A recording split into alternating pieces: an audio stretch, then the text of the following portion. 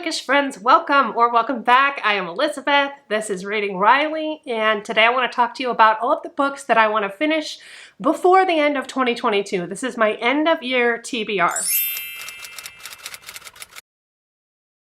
Typically, I don't make TBR videos because I'm such a mood reader and I never follow through. But I do have a group of books that I want to finish by the end of 2022, and so I'm kind of doing this to hold myself accountable. There are a couple in here that are finishing out series that I have started this year that I want to finish. There are others that I have just been waiting to get to or struggling because I don't have an audiobook.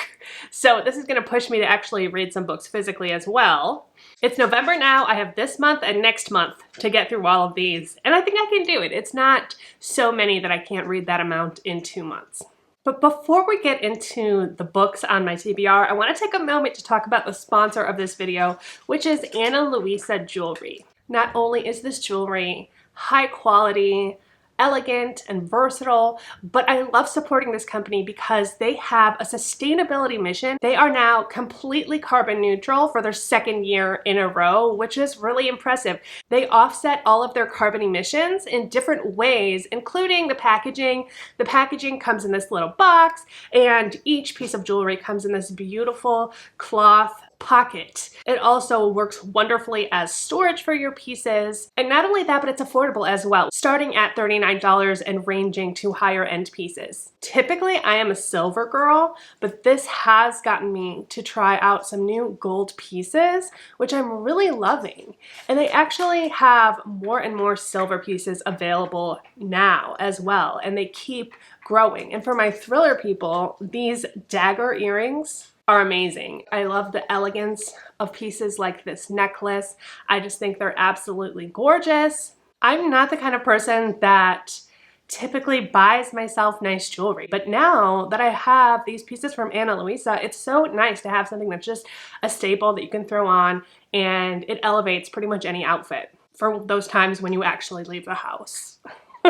These pieces are great to treat yourself if you just want to feel like saucy and sexy, or it's a great gift for a loved one. I recently sent my sister a gift who lives in Florida, and it was a necklace and she loves it as well. It's a really great way to say to somebody, hey, I love you. Hey, I'm thinking of you. If you're interested in even just checking out the website, click my code down below. I'm going to have it in the description down below, right at the top of the description box. Go ahead and just check it out and see what you can find. I'm sure there will be a piece for you. There's something for everybody, and I think you're going to love it. Let's talk about some books, shall we? Let's start and talk about Slew Foot by Brom. I haven't read this one yet because I was a little bit intimidated, but I did find the audiobook for this on Audible, so I'm really excited to have both and get to look at the amazing illustrations in this. This cover is so freaking beautiful. Look at this cover. I don't know what she is, if she's a witch or what. I don't know what this guy is, but he's creepy as hell. And there are some really beautiful illustrations inside that were all drawn or painted maybe by the author. It's just really gothic and haunting looking. Oh my god, look at this. Like, seriously. So I'm really excited to have this to read along with as I listen to the audiobook. And what is this about? Not really sure. I know it's got something to do with like witches and lore. Let's see. Okay, so there's this ancient spirit in the woods, which I'm assuming is this guy, and the wild folk call him Father, Slayer, Protector, but the Puritans in this village call him Slew Foot or Devil. And then we're following Abitha, which I'm assuming is this girl, who's recently been outcast from the village, and she turns to Slew Foot for help. And there's going to be some kind of magical bewitchery. Together they ignite a battle between pagan and Puritan. This sounds really good. There's a quote in here that says, if it is a devil you seek, then it is a devil you shall have. This is kind of giving me Addie LaRue energy, but more mystical, more witchy. I've only heard good reviews about this, and so I'm sure I'm gonna love it. I just need to pick it up. Next, I really want to read Hidden Pictures by Jason Rekuluk, and I finally got a physical copy of this. It's been on hold at the library for months. And I'm still like number 52 in line or something ridiculous. And so, you know what? I just went ahead and bought it. I figured, what the hell? Because I've had FOMO for way too long about this book. I've had the audio forever, but I did not want to miss out because, again, this is one that has pictures that I want to see. Oh my God. And I just realized, oh, I bought this on Pango and there's a note in it. Oh my God, I haven't even opened it. It says, thank you for your purchase, enjoy. And then there's a bookmark in here that says, do something good today. How freaking sweet is that? I'm gonna have to go on and thank her for that. That is like the cutest, sweetest thing. Okay, so we're following Mallory in this story. She's fresh out of rehab and she gets this job as a babysitter for this kid, Teddy. She's a live-in nanny, I guess. She's living in their pool house, Ted and Caroline Maxwell. She immediately bonds with Teddy. She loves her job. She is loving the stability of having this new life. Teddy is an avid drawer. Suddenly, he draws this picture that's kind of disturbing, and it's portraying this woman being dragged through the woods, and there are these woods behind their home. She thinks, you know, that's a little weird, but I guess lets it go until he continues to draw more and more pictures. And not only that, but they become more and more sophisticated to the degree that it does not make sense that this little boy could draw this. Like, they are really intense. Let me find some. So this is what we're starting. This is kind of what it looks like to begin with. And then I hope this doesn't spoil anything because I haven't read it, so I don't know. So this looks like the woman being dragged through the woods. So yeah, a little boy could not draw something like that. So she starts to think that there's some supernatural force in the woods that is trying to relay a message to her through Teddy about a murder that happened in the past that she is supposed to solve.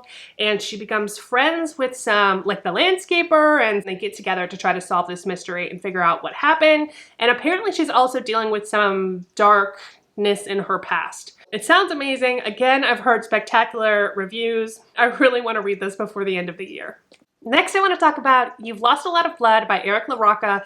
This is one that has been on my TBR for far too long. I really need to get to it. I loved this one. Things have gotten worse since we last spoke by him. And so this is next up. And not only that, but this is not my copy of this book. This is Beth's copy from Beth's All Booked. Katie from Katie B Reading, and myself have done like a book swap, which was supposed to only take 3 months and has now gone on for like 6 or 7 months. And this is the last one. I need to finish it and highlight, tell them my thoughts, and send it back. And the goal is that by the time we each get our own book back, it's highlighted and annotated by each of us. So yeah, this one is one that I absolutely have to get done. I don't have the audio for this, but I think there is an audiobook out there, and if there is, I may have to find it. This is like a book within a book. So it does have that story within a story, but I believe it also has different mixed media like poetry and transcripts of conversations between this couple. The description of this is so vague. It says, each precious thing I show you in this book is a holy relic from the night we both perished, the night when I combed you from my hair and watered the moon with your blood. You've lost a lot of blood. I've heard mixed reviews, so I'm a little bit reticent, but I want to read this and I want to support this author because I really appreciate him. Next on my list is a book that I've actually started and I'm like 30% in, but I haven't gotten around to finishing it because this one does not have an audiobook, and I just have neurotic issues when it comes to sitting down with a book and being quiet and reading. I have to multitask, and it's a pathology of my own, and I know that, but I do want to finish this book, and that is Survivor by J.F. Gonzalez. The main reason I want to read this is because I've heard it explained or described as Karen Slaughter's Pretty Girls, but worse. If you compare anything to Pretty Girls or to Karen Slaughter, I'm automatically in.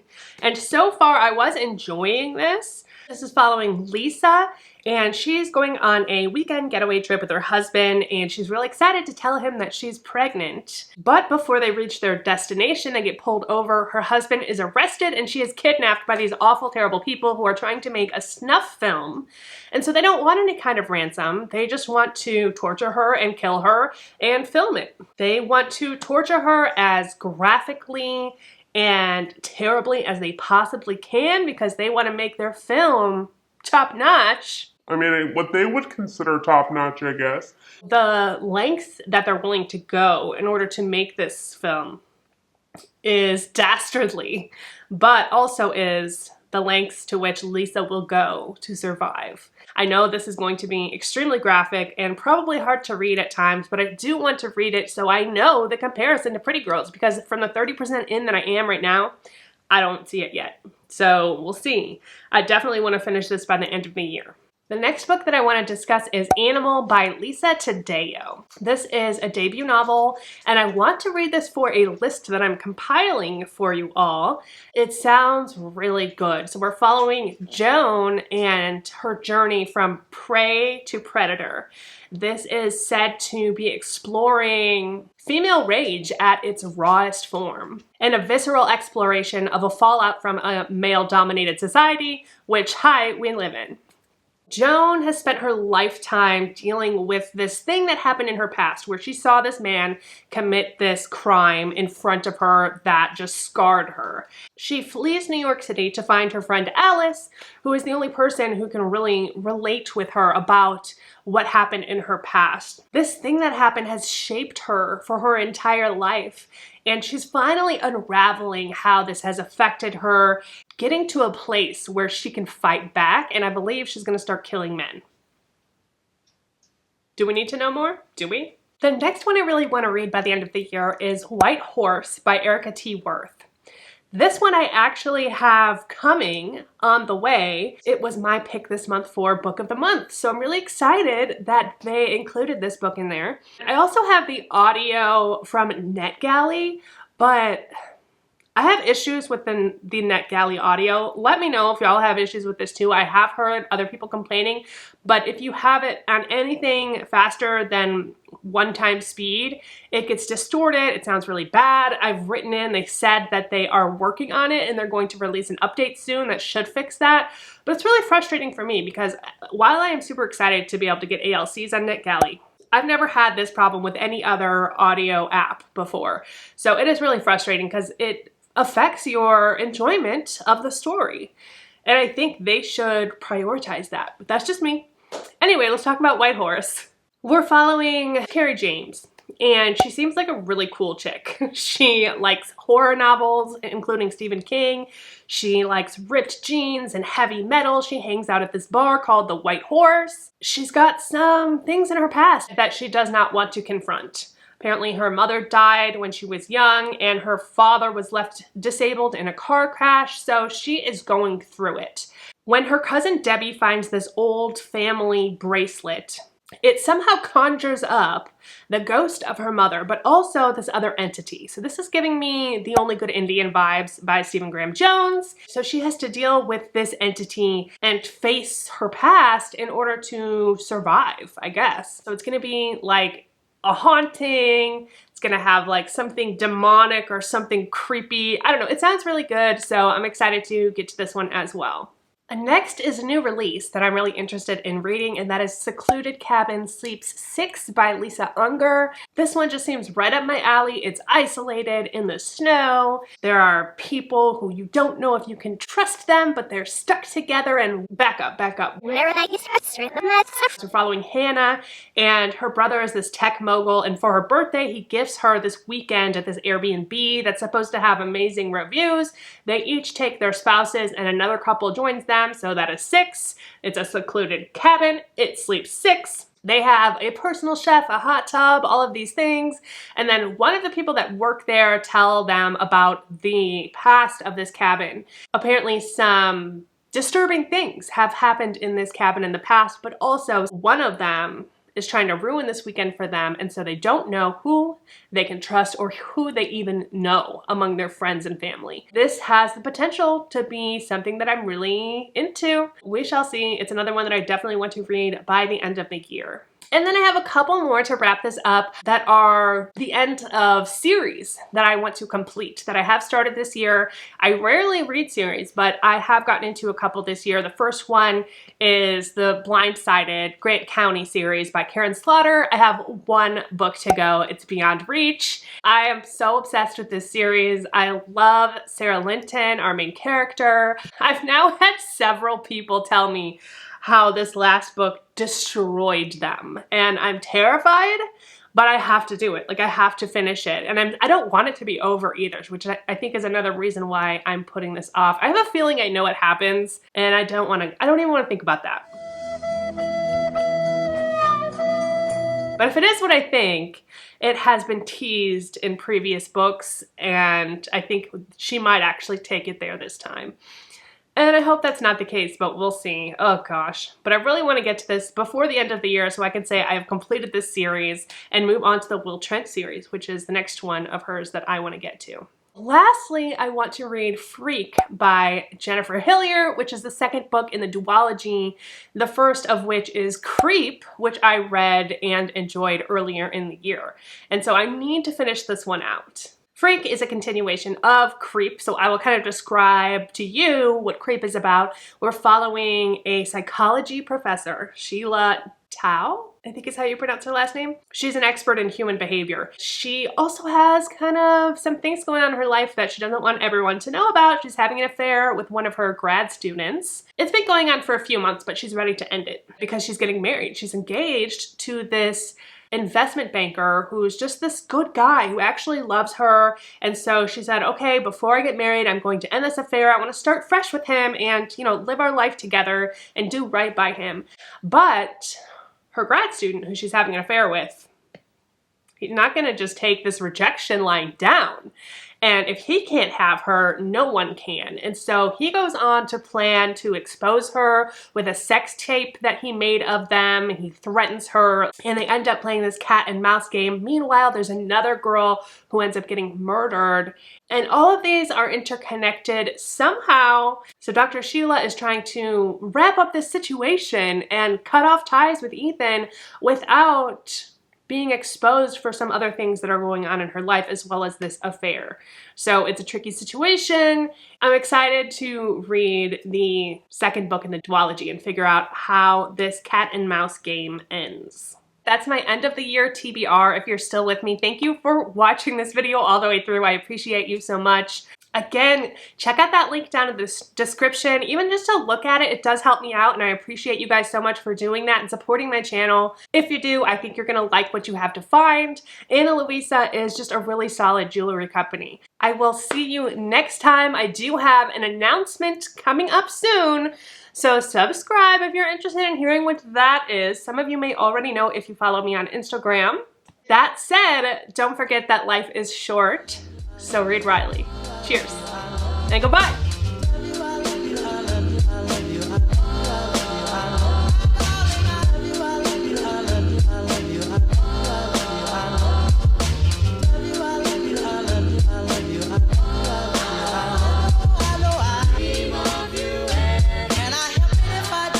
Every